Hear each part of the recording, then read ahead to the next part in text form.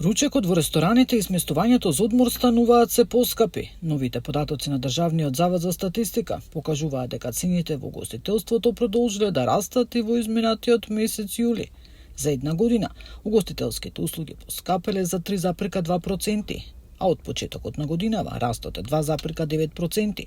Туристичките работници велат дека има благо покачување на цените, но сепак Охрид останува конкурентна и наевтина туристичка дестинација во регионот. Ние сме туристички град и мислам дека е нормално да бидат повисоки во споредба со останатите градови во држава, меѓутоа ќе напоменам дека како туристички град се уште сме дефинитивно најефтини кога зборуваме за странските гости.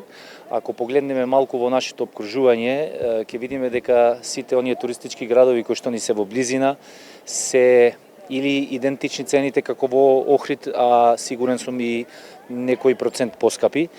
Така што ќе повторно мислам дека сме за странските гости доста ефтини.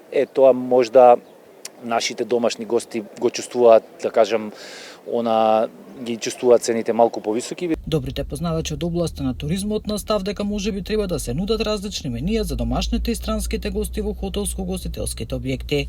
Тоа е цената на туристички град, можеби треба да се направат и различни цени, едни цени за странски, едни за домашни, кои што мислам дека не е толку изводливо, меѓутоа вистината е таа.